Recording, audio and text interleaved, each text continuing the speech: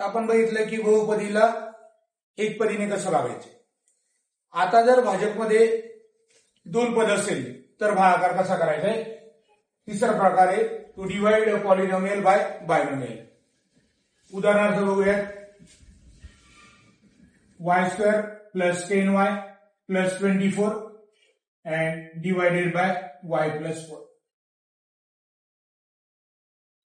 भाज्य आहे y² + 10y + 24। आता या भाज्यामध्ये सगळी पदं दिलेली म्हणजे डिग्री आहे याचा 2, पहिल्या घाताचं आणि कॉन्स्टंट टर्म।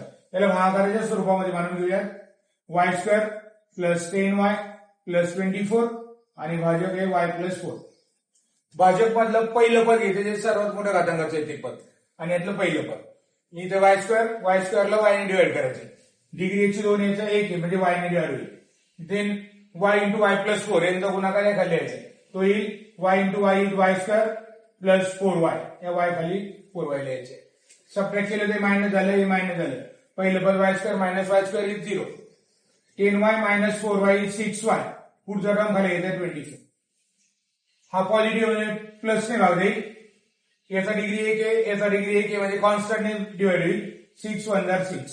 आता 6 × y + 4 यांचा गुणाकार येईल 6y + 24 आणि याला मायनस करायचं, हे मायनस होईल हे मायनस होईल, y² 6y - 6y 0 + 24 - 24 0 and therefore quotient equal to y + 6 and reminder आला याचा 0। म्हणजे या पद्धतीने आपल्याला बहुपदीला द्विपदीने भागता येते। फक्त लक्षात एवढं ठेवायचंय की आपला बेसिक क्रिया आहे की एकपदीला एकपदीने भागणे। त्यातलं दुसरं एक उदाहरण बघूयात। दुसरे समजा x³ - 27 and divided by x - 6। इथं भाज्य आहे x³ - 27, याचा डिग्री आहे 3, परंतु इथं 2 टर्म मिसिंग आहे, स्क्वेअरचं टर्म दिलं नाही आणि फर्स्ट ऑर्डरचं टर्म दिलेलं नाही। भागाकाराच्या स्वरूपात त्यांनी त्याचे सहगुणक 0 घ्यायचे, x³ + 0x² + 0x and then -27, म्हणजे या 2 टर्मचा तुम्हाला त्यामध्ये समावेश करायचा आहे आणि भाजक आहे x - 3। आता एक एक टर्म घ्यायचे, x³ / x, question is x², म्हणजे फर्स्ट टर्म आले x², x² × x - 3 या खाली लिहा, x³ - 3x², हे मायनस होईल, हे मायनसचं plus, x³ - x³, subtraction is 0, 0x² + 3x² is 3x², पुढचा टर्म खाली घ्यायचा 0x। आता यातला पॉझिटिव्ह प्लस ने डिवाइड होईल, 3x, 3 × 1 = 3, याचा डिग्री 2 याचा 1 आहे म्हणजे 3x ने डिवाइड होईल सेकंड टर्म।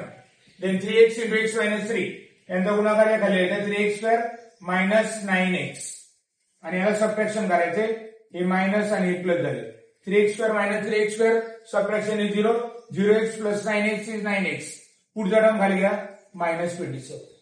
हा टर्म पॉझिटिव्ह आहे प्लस, याचा डिग्री 1 आहे याचा डिग्री 1 आहे म्हणजे कॉन्स्टंट ने डिवाइड होईल, 9 × 1 = 9, देन 9 × x - 3 याचा इथं खाली लिहायचे 9x - 27 आणि याला सबट्रॅक्ट केलं मायनस, हे मायनसचं plus, 9x - 9x 0, -27 + 27 0 and therefore quotient equal to x² + 3x + 9 and remainder is 0। या प्रकारे आपल्याला भाज्य बहुपदीमध्ये किती पद असेल तर याला चलाच्या घातांकाच्या उतरत्या क्रमाने मानायचे, एखादं पद दिलेलं नसेल तर त्याला 0 सहगुणक घेऊन त्याचा समावेश करायचा आहे आणि प्रायमरी क्रिया आहे की एकपदीला एकपदीने भागायचे, एवढं लक्ष ठेवायचे। अशा प्रकारे आपल्याला किती पद असेल तर बहुपदीचा भागाकार करता येतो।